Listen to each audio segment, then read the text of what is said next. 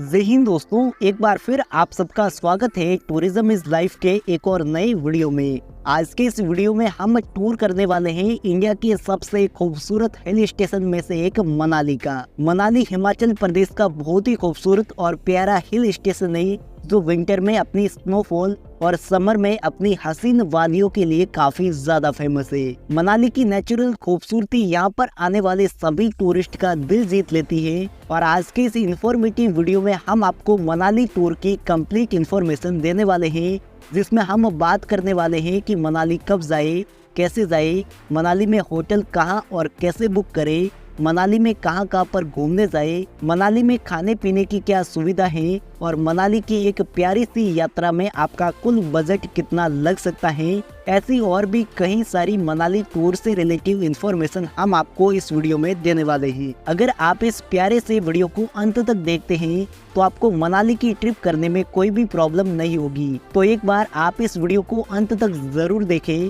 ताकि आपको मनाली टूर की कंप्लीट इन्फॉर्मेशन मिल सके। तो चलिए शुरू करते हैं। तो वीडियो में सबसे पहले बात करते हैं कि मनाली जाने का बेस्ट टाइम कौन सा होगा। तो वैसे तो आप साल में कभी भी मनाली घूमने के लिए आ सकते हैं, लेकिन अगर आप मनाली में स्नो और स्नोफॉल देखना चाहते हैं तो आप दिसंबर से लेकर अप्रैल तक मनाली आ सकते हैं। इस टाइम में आपको मनाली में खूब सारी स्नो और स्नोफॉल देखने को मिल जाएगी, जिसमें आप खूब सारी स्नो एक्टिविटी वगैरह को भी एंजॉय कर सकते हैं। जबकि गर्मियों के मौसम में मनाली में काफी खूबसूरत ग्रीनरी हो जाती है, जिससे मनाली की खूबसूरती में चार चांद लग जाते हैं। और गर्मियों के मौसम में भी मनाली का मौसम बहुत ही ठंडा और खूबसूरत रहता है। बाकी बारिश के मौसम में मनाली में लैंडस्लाइड वगैरह हो जाते हैं, जिससे आपको बारिश के टाइम में मनाली में घूमने में थोड़ी सी प्रॉब्लम हो सकती है। लेकिन मानसून के टाइम में ऑफ सीजन होने के कारण आपको होटल वगैरह काफी कम रेट पर मिल जाते हैं, इसीलिए आप मानसून के मौसम में काफी कम बजट में मनाली की ट्रिप कर सकते हैं। बाकी आप विंटर और समर दोनों ही मौसम में अपनी प्यारी सी मनाली की ट्रिप कर सकते हैं, जिसमें आप खूब ज्यादा एंजॉय करने वाले हैं। चलिए दोस्तों, अब बात करते हैं कि मनाली कैसे पहुंचा जाए। तो मनाली आने के कई सारे अलग अलग ऑप्शन मौजूद है। हम एक एक करके सभी ऑप्शन के बारे में डिटेल में बात करते हैं। सबसे पहले बात करते हैं ट्रेन की। तो अगर आप ट्रेन से मनाली आना चाहते हैं तो मनाली में कोई भी रेलवे स्टेशन मौजूद नहीं है। मनाली का सबसे नजदीकी रेलवे स्टेशन जोगिंद्र नगर का है। जोगिंद्र नगर रेलवे स्टेशन से मनाली की दूरी लगभग 147 किलोमीटर पड़ जाती है। तो ट्रेन से मनाली आने के लिए आप by train Joginder Nagar railway station पर आ सकते हैं। और अगर आपको जोगिंद्र नगर रेलवे स्टेशन के लिए डायरेक्ट ट्रेन नहीं मिले तो आप बीच में ट्रेन चेंज करके भी जोगिंद्र नगर रेलवे स्टेशन तक पहुंच सकते हैं। लेकिन दिल्ली और चंडीगढ़ जैसी सिटी से जोगिंद्र नगर रेलवे स्टेशन के लिए रेगुलर ट्रेन की फैसिलिटी अवेलेबल है। इसके बाद जोगिंद्र नगर रेलवे स्टेशन पहुंचने के बाद आप यहां से बस में 400 रुपए देकर, टैक्सी में 6 से 7 हजार रुपए देकर और शेयरिंग टैक्सी में 1000 से 1500 रुपए देकर जोगिंद्र नगर रेलवे स्टेशन से मनाली पहुंच सकते हैं। इसके अलावा अगर आप मनाली फ्लाइट से आना चाहते हैं तो मनाली का सबसे नजदीकी एयरपोर्ट मनाली से 50 किलोमीटर दूर कुल्लू में मौजूद है। तो आप बाई फ्लाइट कुल्लू एयरपोर्ट पर आ सकते हैं, लेकिन कुल्लू एयरपोर्ट के लिए आपको बहुत ही कम फ्लाइट मिलेगी, इसीलिए आप चंडीगढ़ एयरपोर्ट पर भी आ सकते हैं। चंडीगढ़ से मनाली की दूरी लगभग 250 किलोमीटर पड़ जाती है और चंडीगढ़ के बस स्टैंड से आपको हर एक घंटे में मनाली के लिए बस की फैसिलिटी मिल जाएगी। साथ ही अगर आप मनाली बस से आना चाहते हैं तो दिल्ली, नोएडा, जयपुर, चंडीगढ़ और शिमला जैसी सिटी से मनाली के लिए डायरेक्ट बस भी चलती है, तो आप बाई बस भी मनाली पहुंच सकते हैं। दिल्ली से मनाली बस से आने में आपको लगभग 10 से 11 घंटे का समय लग सकता है और चंडीगढ़ से मनाली बस से आने में आपको 6 से 7 घंटे का टाइम लग सकता है। बाकी आपको मनाली आने के लिए वॉल्वो और ऑर्डिनरी दोनों टाइप की बस की फैसिलिटी मिल जाएगी। और अगर आप अपना खुद का पर्सनल व्हीकल लेकर मनाली आना चाहते हैं तो भी आ सकते हैं, लेकिन पर्सनल व्हीकल से मनाली में एंटर करने से पहले आपको ग्रीन टैक्स देना होगा, जिसमें बाइक का 100 रुपए, कार और टैक्सी का 300 रुपए और बस का 500 रुपए लिया जाता है। आप इस ग्रीन टैक्स को पे करके मनाली में पहुंच सकते हैं। तो चलिए दोस्तों, हमने आपको लगभग मनाली आने के सभी ऑप्शन बता दिए हैं। आपके लिए जो भी बेस्ट ऑप्शन हो आप उसके जरिए खूबसूरत हिल स्टेशन मनाली में पहुंच सकते हैं। अब दोस्तों मनाली में पहुंचते ही आपको चारों तरफ माउंटेन, ग्रीनरी और खूबसूरत वादियां देखने को मिलेगी, जिसे देखकर आपका दिल खुश हो जाएगा। अगर आप पहली बार पहाड़ों में घूमने के लिए आए हैं तो आपको यहाँ पर पहुंचकर अलग ही फीलिंग होगी। अब मनाली पहुंचने के बाद सबसे पहले बात आती है होटल बुकिंग की। तो वैसे तो पूरी मनाली में खूब सारी होटल बनी हुई है, लेकिन आप अपनी होटल मनाली के मॉल रोड पर बुक कर सकते हैं। मॉल रोड पर आपको खूब सारी होटल देखने को मिल जाएगी, जिनकी स्टार्टिंग प्राइस 800 से 1000 रुपए होती है, जो अलग अलग फैसिलिटी के हिसाब से 10,000 रुपए तक भी जाती है। साथ ही मॉल रोड पर आपको सभी तरीके की खाने पीने की फैसिलिटी और शॉपिंग करने के भी खूब सारे ऑप्शन मिल जाएंगे। इसीलिए मनाली में आने वाले लगभग सभी टूरिस्ट मॉल रोड पर होटल बुक करना ही पसंद करते हैं। और अगर आप मॉल रोड से आउटर में होटल बुक करते हैं तो वहाँ पर आपको होटल 600 से 800 रुपए में मिल जाएगी। और अगर आप मनाली में रिसोर्ट में रुकना चाहते हैं तो मनाली की खूबसूरत और प्यारी प्यारी वादियों में कई सारे शानदार रिसोर्ट भी बने हुए हैं, तो आप रिसोर्ट में भी अपना स्टे बना सकते हैं। रिसोर्ट में रुकने के लिए आपको एक दिन के 2 से 3,000 रुपए देने होंगे। तो आपका जैसा भी बजट और जैसी भी चॉइस है, आप उसके हिसाब से मनाली में होटल या फिर रिसोर्ट बुक कर सकते हैं। चलिए दोस्तों, अब होटल या फिर रिसोर्ट बुक करने के बाद अब हम चलते हैं मनाली की टूरिस्ट प्लेस को एक्सप्लोर करने के लिए, जिसमें हम सबसे पहले चलेंगे मनाली के फेमस और खूबसूरत मॉल रोड पर घूमने के लिए। मनाली का मॉल रोड यहाँ की सबसे फेमस टूरिस्ट अट्रैक्शन में आता है। मॉल रोड पर आपको खूब सारी खाने पीने की शॉप्स और शॉपिंग करने के ऑप्शन मिल जाएंगे। और शाम के टाइम में लगभग सभी टूरिस्ट अपना क्वालिटी टाइम स्पेंड करने के लिए मॉल रोड पर पहुंच जाते हैं। शाम के टाइम में मॉल रोड पर काफी खूबसूरत लाइटिंग वगैरह हो जाती है, जिससे यहाँ की खूबसूरती में 4 चांद लग जाते हैं। सच में दोस्तों, मनाली के मॉल रोड पर घूमना आपका काफी खूबसूरत एक्सपीरियंस होगा, तो आप मनाली की मॉल रोड को जरूर एक्सप्लोर करें। अब मॉल रोड पर घूमने के बाद हम चलेंगे हिडिंबा देवी टेम्पल के लिए, जो मनाली के मॉल रोड से 2 किलोमीटर की दूरी पर मौजूद है। और आप मॉल रोड से पैदल ही यहाँ तक आ सकते हैं। हिडिंबा देवी टेम्पल मनाली का सबसे खूबसूरत टेम्पल माना जाता है। नेचुरल खूबसूरती के बीच में बना ये टेम्पल टूरिस्ट को काफी ज्यादा पसंद आता है, तो आप भी यहाँ पर घूमने के लिए जरूर आए। साथ ही हिडिंबा देवी टेम्पल के आसपास का नेचुरल व्यू भी काफी खूबसूरत है। और हिडिंबा देवी टेम्पल बाकी टेम्पल से काफी डिफरेंट लुक में डिजाइन किया गया है, जो इसे और भी ज्यादा खूबसूरत और आकर्षक बनाता है। हिडिंबा देवी टेम्पल घूमने के बाद हम चलेंगे हिडिंबा देवी टेम्पल के जस्ट पास में आए वन विहार में घूमने के लिए। वन विहार में आप अपना क्वालिटी टाइम स्पेंड करने के लिए आ सकते हैं। घने देवदार के पेड़ों से भरा ये पार्क बहुत ही ज्यादा खूबसूरत है। आप इस पार्क में अपने फ्रेंड, पार्टनर या फिर फैमिली के साथ में अपना क्वालिटी टाइम स्पेंड कर सकते हैं। साथ ही इस वन विहार में बच्चे खूब सारी गेम्स और वाटर एक्टिविटी को भी एंजॉय कर सकते हैं। तो आप हिडिंबा देवी के पास में बने इस वन विहार में भी घूमने के लिए आ सकते हैं। यहाँ पर घूमकर आपको काफी ज्यादा अच्छा लगेगा। अब वन विहार में घूमने के बाद हम चलते हैं क्लब हाउस में मस्ती करने के लिए। क्लब हाउस मनाली का काफी खूबसूरत एक्टिविटी पॉइंट है। क्लब हाउस में आप खूब सारे इंडोर और आउटडोर गेम्स और एक्टिविटी को एंजॉय कर सकते हैं। यहाँ पर बच्चों से लेकर बड़ों तक सभी के लिए कोई ना कोई एक्टिविटी और गेम्स जरूर है, जिसे आप यहाँ पर आकर खूब एंजॉय कर सकते हैं। साथ ही क्लब हाउस के बाहर कुछ शॉप्स भी बनी हुई है,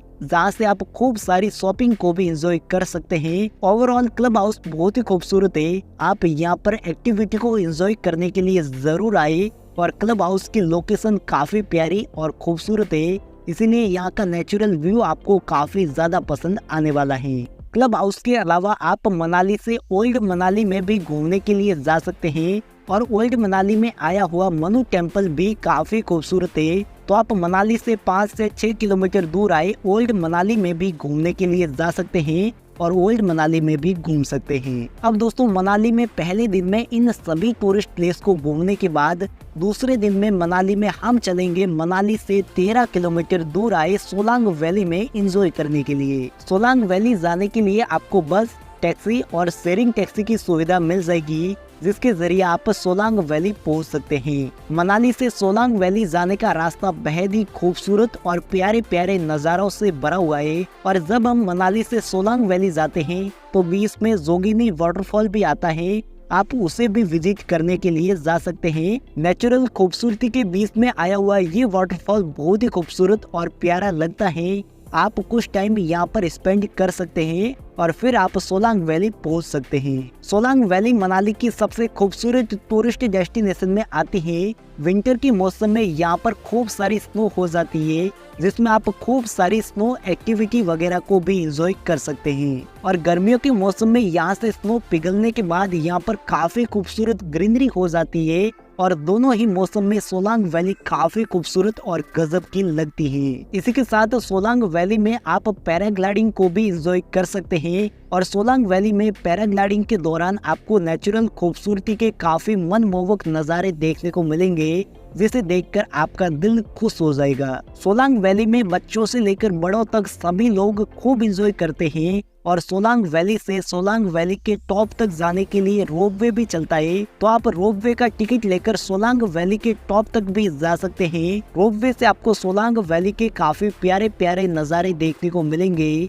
जिसे आप खूब ज्यादा एंजॉय करने वाले हैं। और जब गर्मियों के मौसम में सोलांग वैली में नीचे स्नो पिघल जाती है, तो भी आपको सोलांग वैली के टॉप पर स्नो देखने को मिल सकती है। तो दोस्तों, अगर आप मनाली आते हैं तो आप अपनी टूरिस्ट डेस्टिनेशन में सोलांग वैली को जरूर ऐड करिए। सोलांग वैली घूमने में आपको हद से भी ज्यादा मजा आने वाला है। तो इस तरीके से आप पूरा दिन सोलांग वैली में एंजॉय करने के बाद शाम के टाइम में वापस मनाली में अपनी होटल में आ सकते हैं। इसके बाद दोस्तों, तीसरे दिन में हम चलेंगे मनाली से कुल्लू में घूमने के लिए। मनाली से कुल्लू की दूरी लगभग 50 किलोमीटर पड़ जाती है और मनाली के बस स्टैंड से कुल्लू के लिए हर आधे से 1 घंटे में बस मिल जाती है। बाकी आप चाहे तो टैक्सी और शेयरिंग टैक्सी से भी कुल्लू पहुंच सकते हैं। कुल्लू मनाली का डिस्ट्रिक्ट है और कुल्लू में भी घूमने के लिए खूब सारे टूरिस्ट आते हैं। कुल्लू अपनी नेचुरल खूबसूरती के लिए काफी ज्यादा फेमस है। यहाँ पर आप स्कीइंग, ट्रैकिंग और पैराग्लाइडिंग जैसी और भी कई सारी एक्टिविटी को एंजॉय कर सकते हैं।